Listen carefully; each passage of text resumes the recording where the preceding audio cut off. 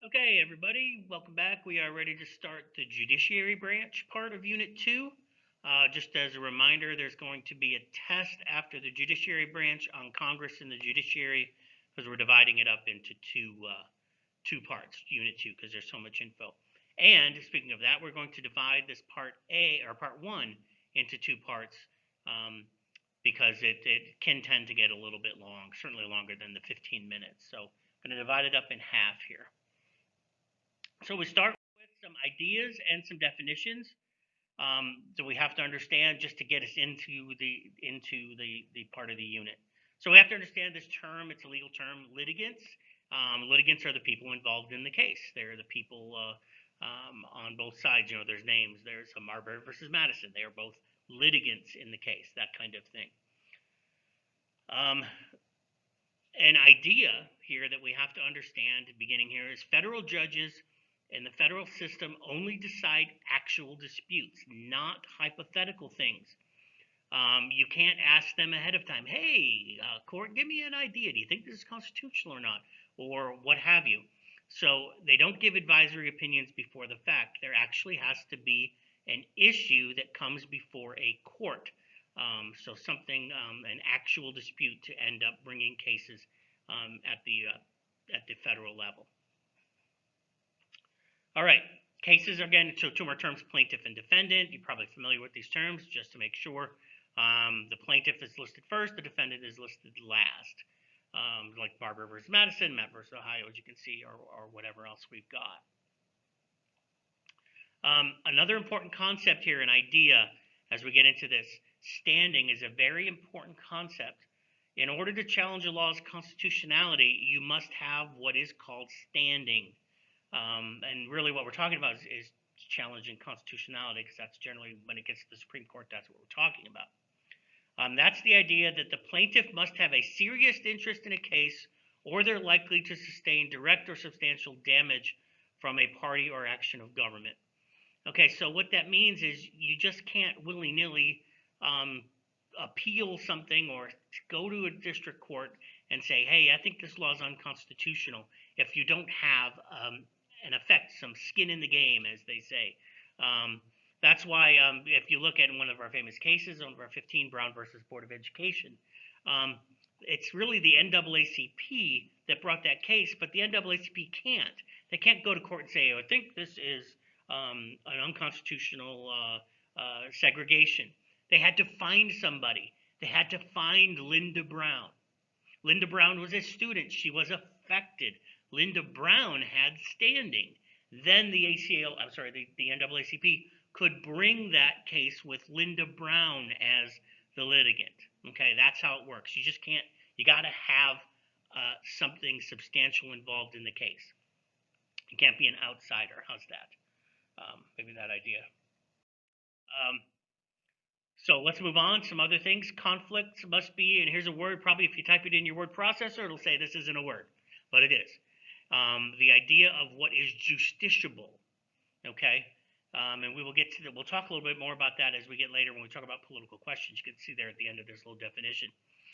In order to be heard, a case has to be capable of being settled as a matter of law, okay? If it can't be settled as a matter of law, it is not justiciable. It might be political. It might be something like that, the idea of political questions. And again, just if we get this into our brains here, we're going to talk about it later on in this part of the unit when we talk about political questions, probably next time around when we start part 2 of the judicial system. Okay, we have to understand that there's a role of groups. This goes back to standing, really. Interest groups. They seek and find good litigants to help advance their cause. The NAACP was very excellent at this, and I used that definition on the previous slide with Linda Brown. The ACLU, American Civil Liberties Union, does this as well. They are good at finding the people and then representing them. Okay, so again, interest groups are very good at this. They use the court system really well. Excuse me. And then, of course, we have to have lawyers. As much as we like to, as a society, we like to make fun of lawyers and we joke about them and all of that, you can't do it without them. I mean, they have to be part of the process. So next time you think about that and you think lawyer jokes, well, you know what? I mean, they might be funny, but we do need them. So it is part of the idea. Okay, So now we're going to get into the structure of our federal system. Federal courts, of course. So because this is about national government. It is set up in Article 3 if you look at your Constitution, or look at a Constitution. Judicial power vested in one Supreme Court. That's the only court that's actually mentioned in the Constitution, is the Supreme Court. So it's the only one that has to be there. So what about the rest? Because there's a whole boatload of other courts. There's district courts and circuit courts. There's a whole system out there in the federal judicial branch that's out there. So where'd they come from? If you look in the Constitution, if you look in Article 3, you will see words to this effect. They call them inferior courts, as Congress may from time to time ordain and establish. Congress creates or gets rid of, they can do that too, all of the other system of courts that we have that fall under the Supreme Court at the national level. Just remember, we're not talking about state level stuff where the vast majority of things take place. This is at the federal level. And in reality, it's all set up very interestingly because they had to set them up right away, right? So one of the very first things they did in 1789 when the government formed was create this thing called the Judiciary Act of 1789. It has a little bit to do with Marbury versus Madison, so we'll see it in a little bit. It created what we call the constitutional courts.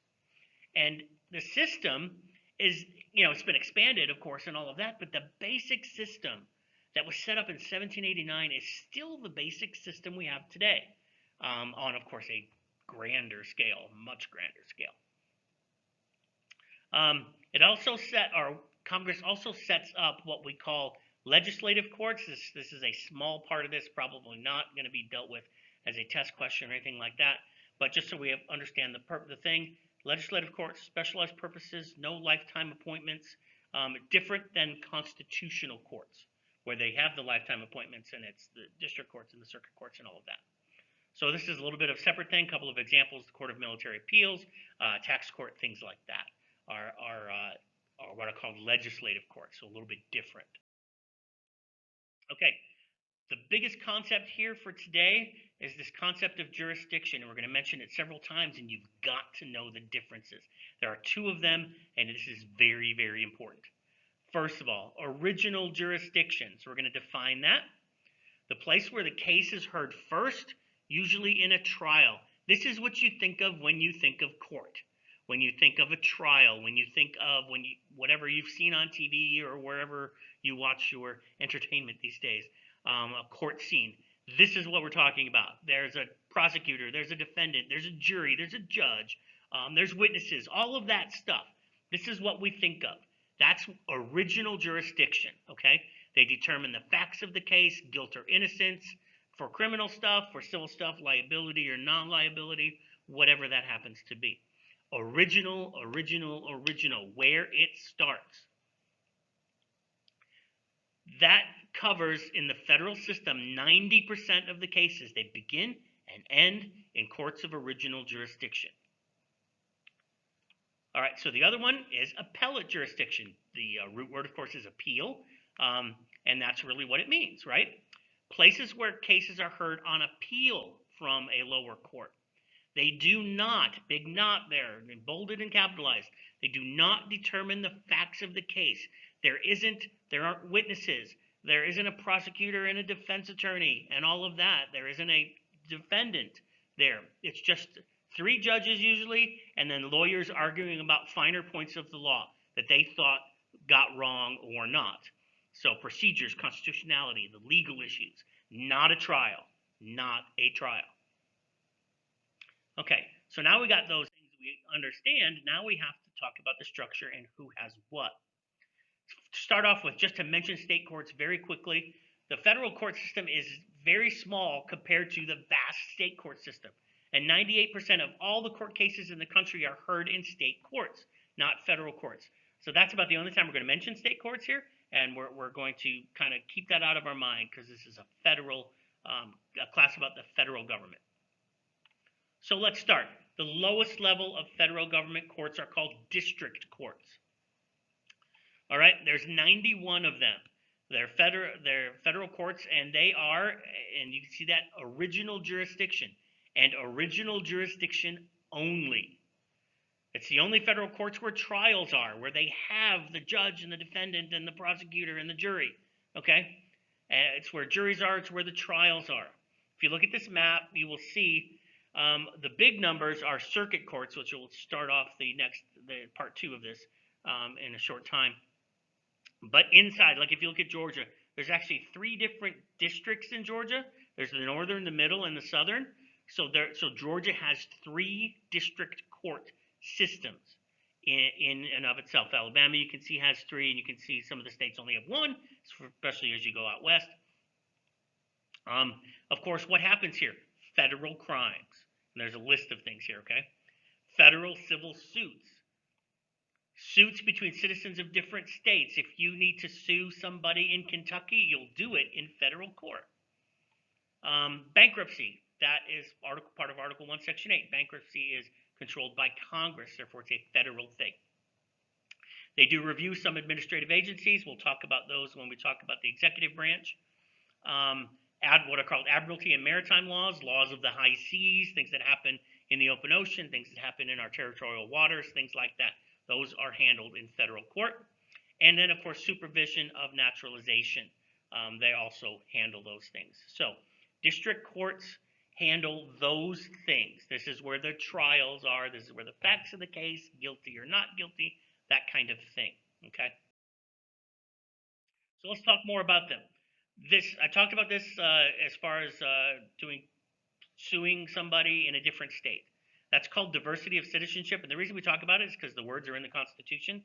So again, it's a thing that happens between citizens of different states. It's handled in federal court to prevent bias. If you were to sue somebody in Kentucky and it takes place in the Kentucky court, there's a chance that the Kentucky court is going to be biased in favor of their citizen and not the Georgia citizen. Same way you can do it the other way in Georgia versus Kentucky. So to kind of get rid of that, they decide that we'll handle those in federal court to try to get rid of that bias. They actually do, this is just a tiny little piece of detail, they apply state law, not federal law, because it's really a state thing. There's an entire support system, of course, that the same thing that we know of in state courts and all of that. Clerks, court reporters, probation officers, all those kind of things. U.S. Marshal system is handled under the district court system. Federal magistrates, those are different types of, not really judges, but they're called magistrates. They're the ones where they issue warrants. They're the ones where you go for your habeas corpus hearing. They're the ones who determine if you can be held. They set bail, all those kind of things. And then the last part of this support system is what we call the U.S. Attorney. That's appointed by the President, approved by the Senate. There's one for each of the 91 districts, so there's 91 U.S. attorneys. And then they are the head person for the Justice Department in each of those districts. So there's 3 of them in Georgia, right? Northern, middle, and southern. And they and their staff, and the staff prosecutors that they work for them, again, they're all the prosecutors. They're called assistant U.S. attorneys. Okay, I think we are done. Let me just make sure. If we are, then I'll see you. There'll be part 1B here shortly. So they'll